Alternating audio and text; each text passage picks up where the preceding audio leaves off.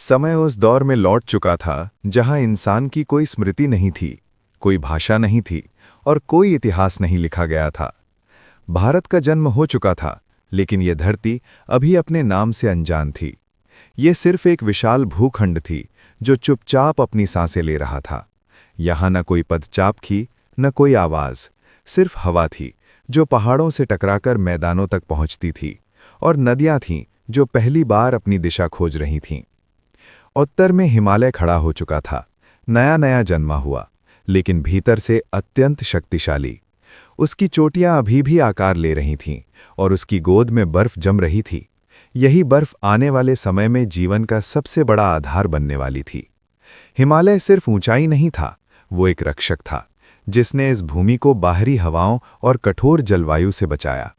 उसके बिना ये धरती वैसी कभी नहीं बन पाती जैसी आगे चलकर बनी। हिमालय के भीतर जमा हुई बर्फ जब पिघलने लगी तो धरती ने पहली बार पानी की धड़कन महसूस की। छोटी छोटी धाराएं निकलीं जो धीरे धीरे नदियों में बदलीं। गंगा, यमुना और सरस्वती ने मैदानों की ओर अपना रास्ता बनाया। इन नदियों ने मिट्टी को छुआ, उसे उपजाऊ बनाया और जीवन के लिए तैयार किया।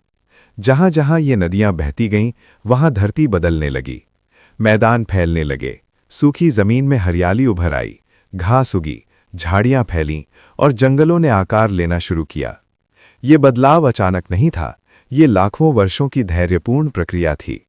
प्रकृति जल्दबाजी में नहीं थी, वो जानती थी कि जिसे वो तैयार कर रही है वो साधारण नहीं होगा। मौसम ने भी इस भूमि के साथ संतुलन बनाना शुरू किया। वर्षा ने मिट्टी को सींचा, गर्मी ने बीजों को पकाया और सर्दी ने जीवन को विश्राम दिया। ऋतुओं का ये क्रम इस धरती की पहचान बनने लगा। ये संतुलन ही आगे चलकर भारत की आत्मा बना, जहां विविधता थी लेकिन टकराव नहीं। जंगलों में जानवर आए, हिरण, भैंसें, हाथी और असंख्य जीवों ने इस भूमि को अपना घर बनाया।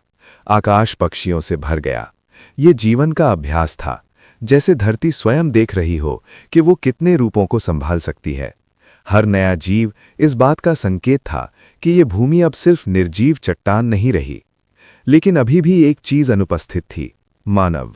और शायद यही सबसे जरूरी था, क्योंकि ये धरती मानव के आने से पहले स्वयं को पूरी तरह तैयार करना चाहती थी। पानी, भोजन, सुरक्षा, मौसम, सब कुछ पहले तय किया गया। ये कोई संयोग नहीं था, ये एक लंबी तैयारी थी। समय बीतता रहा, हजारों साल, लाखों साल।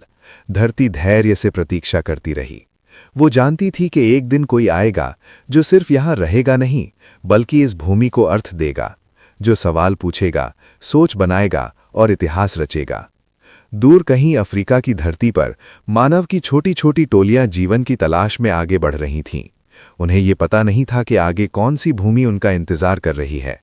लेकिन भारत की धरती अपनी नदियों, जंगलों और मैदानों के साथ चुपचाप उन्हें बुला रही थी। ये भारत का बचपन था, शांत, गंभीर और संभावनाओं से भरा हुआ। यहां अभी कोई कहानी नहीं लिखी गई थी, लेकिन कागज तैयार था, स्याही तैयार थी, बस कलम को आना था। और यहीं से कहानी आगे बढ़ने वाली थी।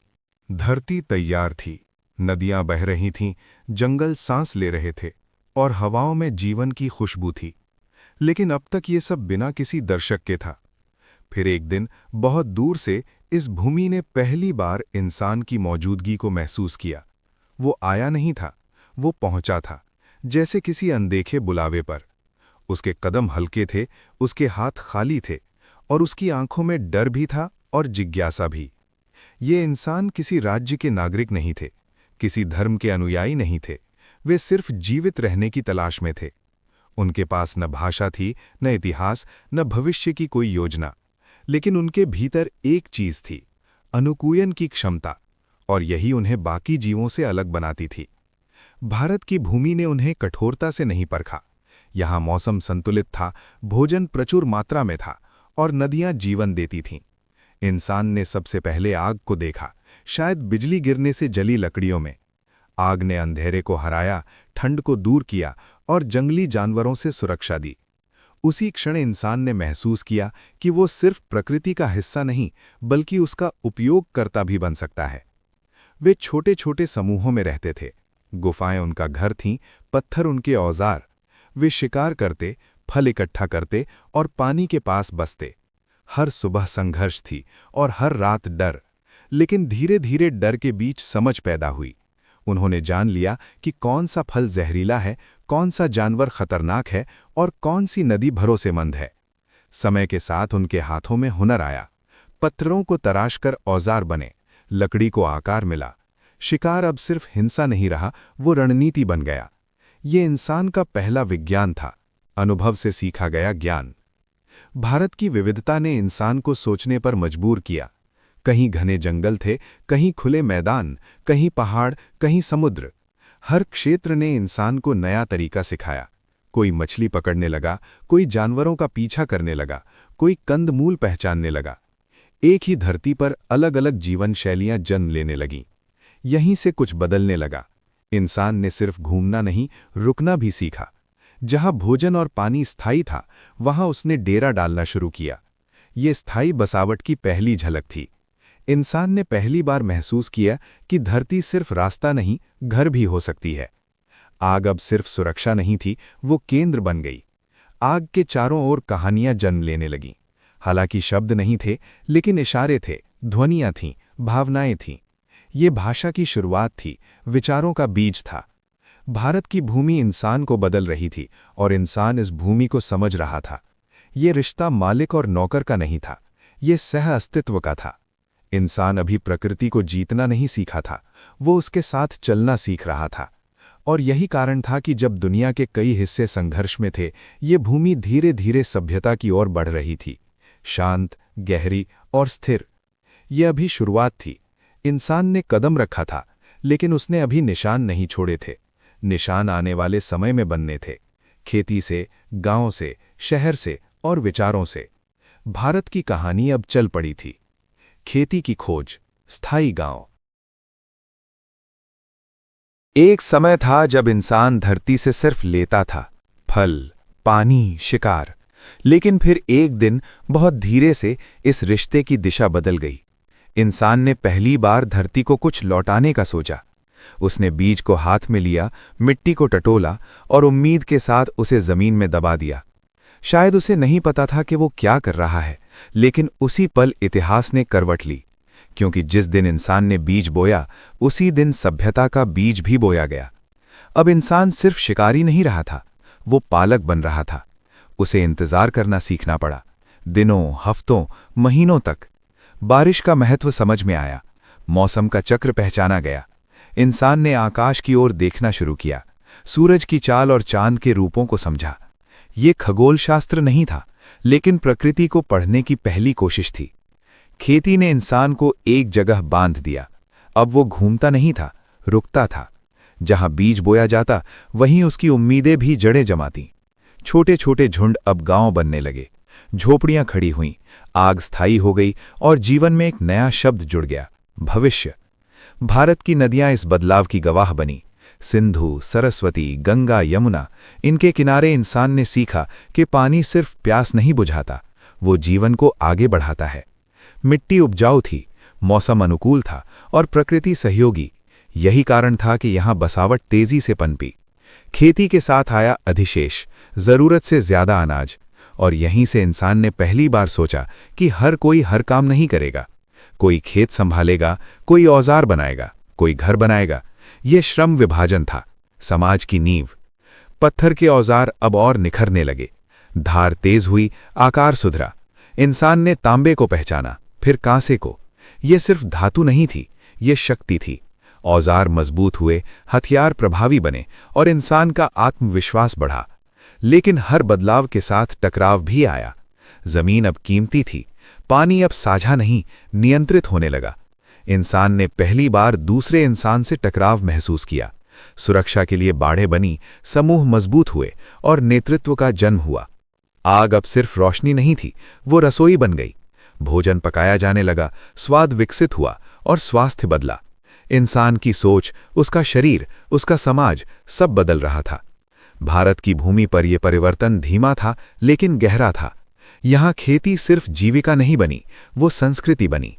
त्योहार जन्मे, ऋतुओं से जुड़े उत्सव बने और इंसान ने प्रकृति को पूजना शुरू किया।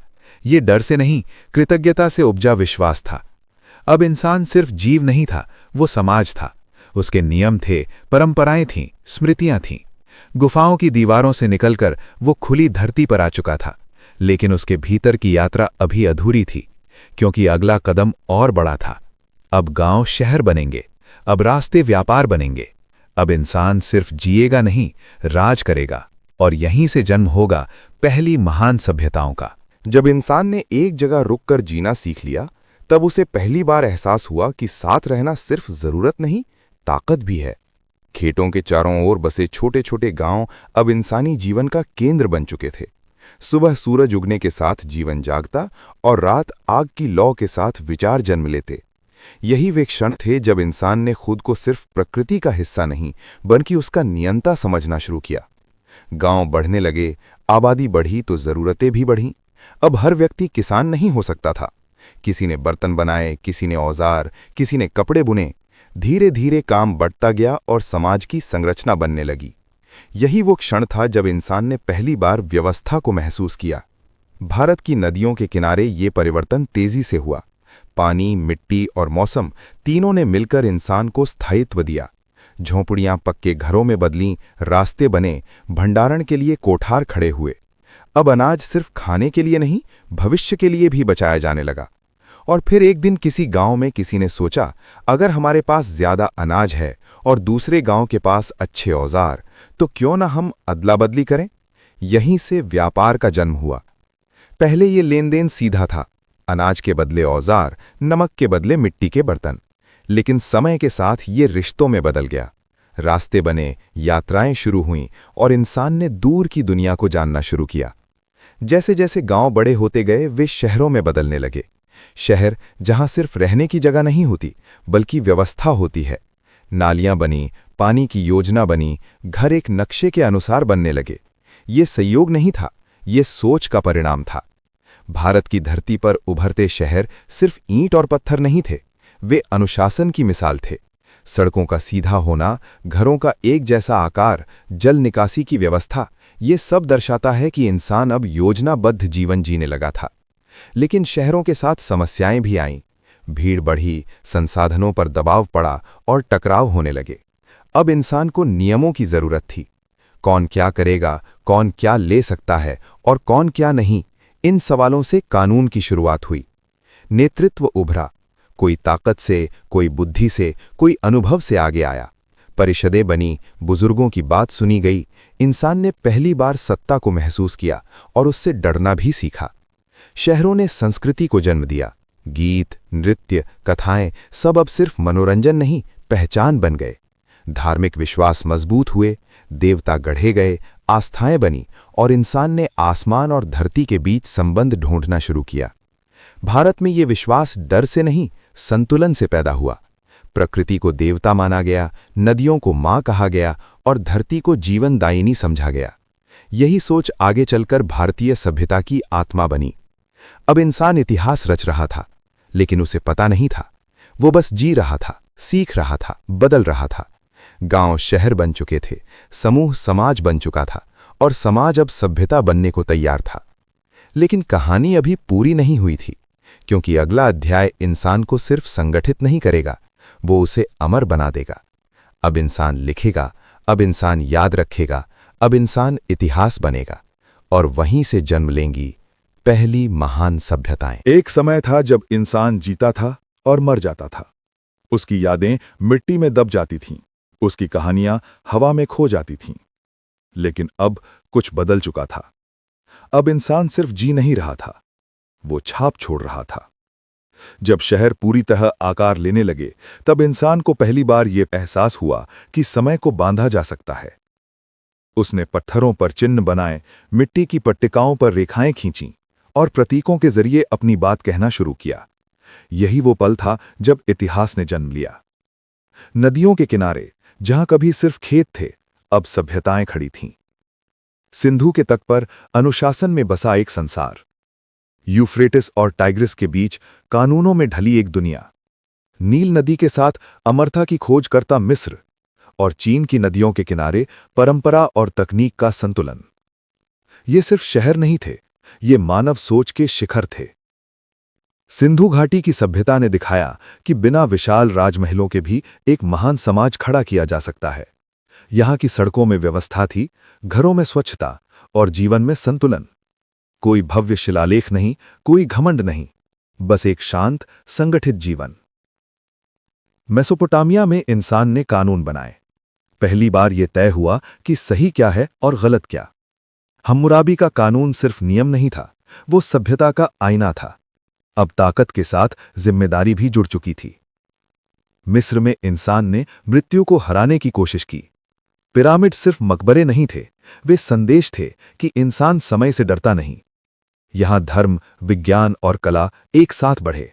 कैलेंडर बना, ज्यामिति उभरी और आत्मा की अमरता पर विश्वास गहराया। चीन में सभ्यता अनुशासन और दर्शन के साथ आगे बढ़ी। परिवार, समाज और राज्य तीनों को जोड़ने वाली सोच ने यहां की पहचान बनाई। कागज, रेशम और दर्शन, इन सब ने दुनिया को बदल दिया। इन सभ्यताओं में एक बात समान थी, विचार। अब इंसान सवाल पूछ रहा था, हम कौन हैं? हम क्यों हैं? और इस दुनिया में हमारा स्थान क्या है? धर्म जन्मा, दर्शन उभरा और विज्ञान ने आंखें खोली। ये टकराव नहीं था, ये खोज थी। इंसान अब सिर्फ प्रकृति से लड़ नहीं रहा था, वो उसे समझने की कोशिश कर रहा था। भारत में यह सोच और भी गहरी थी। यहां जीवन को एक यात्रा माना गया, जन्म से मोक्ष तक। कर्म, धर्म और पुनर्जन्म जैसे विचारों ने इंसान को भीतर झांकने पर मजबूर किया। यही कारण था कि भारतीय सभ्यता सिर्फ ईंट पत्थर में नहीं, विचारों में जीवित रही। लेकिन सभ्यता का यह स्वर्ण युग स्थिर नहीं था। संघर्ष आए, आक्रमण हुए, आपदाएं आईं। कई शहर उजड़ गए, कई सभ्यताएं मिट्टी में दब गईं। लेकिन इंसान फिर भी बच गया, क्योंकि अब उसके पास था ज्ञान, अनुभव और इतिहास। सभ्यताएं गिर सकती थीं, लेकिन मानव यात्रा नहीं रुक सकती थी। यही वो क्षण था जब इंसान सच में अमर हुआ, क्योंकि अब वो मरने के बाद भी बोल सकता था, अपने विचारों के जरिए, अपनी रचनाओं के जरिए और अपनी सभ्यताओं के जरिए। और यहीं पर यह कहानी समाप्त नहीं होती। यहीं से असली इतिहास शुरू होता है। राज्य बनेंगे, साम्राज्य उठेंगे और भारत एक बार फिर दुनिया को दिशा देगा। धरती के गर्भ से शुरू होकर मानव की सोच तक पहुंची यात्रा, और यही यात्रा आज भी जारी है, क्योंकि भारत सिर्फ हमारा अतीत नहीं, हमारा वर्तमान और भविष्य भी है। अगर आपको ये वीडियो पसंद आया हो तो कृपया हमारे चैनल को लाइक और सब्सक्राइब करें। इससे आपको और भी भारत के इतिहास और सभ्यता पर आधारित रोचक डॉक्यूमेंट्री वीडियो देखने को मिलेंगे। धन्यवाद।